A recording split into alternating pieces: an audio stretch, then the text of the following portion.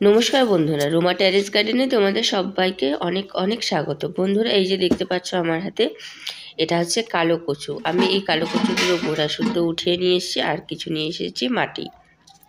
তো এই কালো কচুগুলো খুবই পুষ্টিসম্মত আর ভীষণ উপকার। কিন্তু এগুলো তো চাষ হয় না, এগুলো জাবা জঙ্গলে, ড্রেনের পাড়ে, রাস্তাঘাটে এগুলো ওঠে। তো আমরা যে কালো কচুগুলো খাই, এরাও যারা বিক্রি করে আর কি, তারা কিন্তু এভাবেই ওখান থেকে মানে সংগ্রহ করে তারপরে কিন্তু ওগুলো বিক্রি করে। এগুলো তো চাষ হয় না। তো যখন আমরা সেটা কিনে খাই, কোথা থেকে সেসব উঠিয়ে নিয়ে আসে তার তো কোনো ঠিক নেই।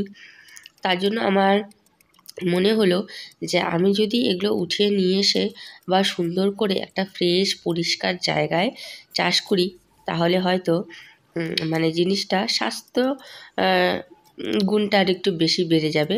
মানে ভালো পরিষ্কার জায়গায় সেই জিনিসটা বেড়ে উঠবে, সেটা স্বাস্থ্যসম্মত আরও বেশি ভালো হবে। তো সেই কারণে আমি চলে গিয়েছিলাম আমাদের এখানেই পাশে একটা দাদুর বাড়ির থেকে আমি আর কি ছাগলে নাদি নিয়ে আসি, সেই দাদুর বাড়িতেই মানে প্রচুর এই কালো কচু হয়। আমরা সেখান থেকে উঠে নিয়ে এসে খাই, কিন্তু যখন বর্ষা হয় তখন ওখানে মানে জল হয়ে যায় প্রচুর।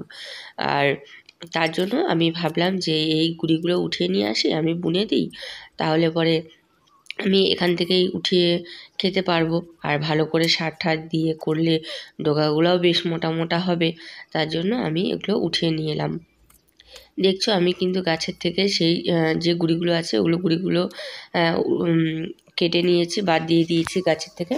তারপরে সেই গুঁড়িগুলোকে, ওগুলো অনেক বড় বড়, সেগুলোকে মাঝখান থেকে কিন্তু আমি টুকরো করে নিচ্ছি, কারণ গুঁড়িগুলো অনেকটা বড় বড় আছে, তার জন্য টুকরো করে নিচ্ছি। আর কচু ওটা মোথাটা বুনে দিলেই কিন্তু ওখান থেকে কিন্তু গাছ বেরিয়ে যাবে। তো দেখতে পাচ্ছ এই কন্টেনারটা নিচে রয়েছে যে পোয়াল দেওয়া রয়েছে, তারপরে রয়েছে হচ্ছে আমার সব সবজি চোচা, তারপরে কিছু সার মাটি দেওয়া রয়েছিল। তো এখন আমি যে মাটিটা দিচ্ছি, এটা একদম প্লেন মাটি, এর মধ্যে কিছু দেওয়া নেই। আর নিচে প্রচুর অনেক সার আছে, যার জন্য আমি আর এটার মধ্যে সারটা দিলাম না। এই যে জাস্ট প্লেন মাটি, ওটা আমি উপরে দিয়ে দিলাম। আর এখন আমি এই যে হালকা করে মাটিটা চাপা দিয়ে দিলাম। তো এর মধ্যে আমি দিয়ে দেবো হচ্ছে সেই কচুর গোড়াগুলো। একটার মধ্যে আমি অনেক কটা দিব, এই লাইন করে। ব্যাস তোমরা দেখতে থাকো। আর অবশ্যই তোমাদেরকে একটা কথা বলবো, যারা আমার ভিডিওগুলো দেখছো তারা অবশ্যই আমার চ্যানেলটিকে সাবস্ক্রাইব করে দিবে। আমার ছোট্ট ছাদ বাগান এখন সবে তৈরি হচ্ছে, কিন্তু আমার ছাদও একদিন সুন্দর সবুজে ভরে উঠবে।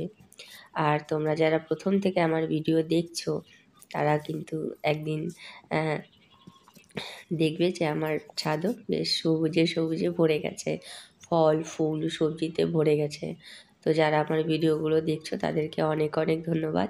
আর যারা নতুন আমার ভিডিওগুলো দেখছো তাদেরকেও অনেক ধন্যবাদ আমার ভিডিওগুলো দেখার জন্য। হ্যাঁ, একটা জিনিস চাইবো, ভালো লাগলে অবশ্যই লাইক কমেন্ট করো, আর সাবস্ক্রাইব তো অবশ্যই করো। হ্যাঁ, কারণ ছোটদেরকেও বড় হতে সাহায্য করতে হয়, আর পরিশ্রমের ফল যদি তোমরা না দাও তাহলে কে দেবে। তো চলো, এই তো দেখতে পাচ্ছ যে আমি কচুর কাঠগুলো সব মাটির নিচে পুঁতে দিচ্ছি। একদম অনেকগুলো করে দিয়েছি, একটা লাইনের মধ্যে আমি 3টে করে দিয়েছি। মোটামুটি আমি এখানে 6টা লাইন করে নিই, হ্যাঁ করে নেব, 6টা লাইনের মধ্যে দেব। আমার প্রায় গুঁড়ি শেষ, আর একটা গুঁড়ি রয়েছে, 2টো গুঁড়ি রয়েছে, এটা এখানেই দিয়ে দেবো। আর একটা গুঁড়ি রয়েছে, ওটাকেও আমি এখন, যেহেতু এখানে আমি 3টে করে দিচ্ছি তো 2টো হচ্ছে, তার জন্য এটাকে আমি মাঝখান থেকে কেটে নিলাম। কেটে নিয়ে এর মধ্যে আমি হচ্ছে এখন দুটো বসিয়ে দেবো। তো চলো দেখতে থাকো আমার ভিডিওগুলো।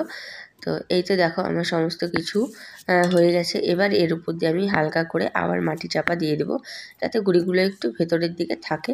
আর অবশ্যই আমার চ্যানেলটিকে সাবস্ক্রাইব করো। আমার এই কচু গাছগুলো বেরোলো কি বেরোলো না, কি আপডেট হলো, সেগুলো দেখার জন্য অবশ্যই আমার চ্যানেলটিকে সাবস্ক্রাইব করে আমার পাশে থেকো। তো এই তো দেখতে পাচ্ছ যে আমি এটাকে পুরো একদম মাটি দিয়ে হাত দিয়ে চেপে বন্ধ করে দিলাম। এরপর আমি এর মধ্যে দিয়ে দেবো হচ্ছে জল। তো জল দিয়ে আমি বেশ ভালো করে ভিজিয়ে দিচ্ছি, কারণ এর মধ্যে পোয়াল আছে, সেগুলোও তাড়াতাড়ি পচতে সাহায্য হবে। তো আজকের মতো এখানেই, দেখা হচ্ছে নেক্সট ভিডিওতে। টাটা।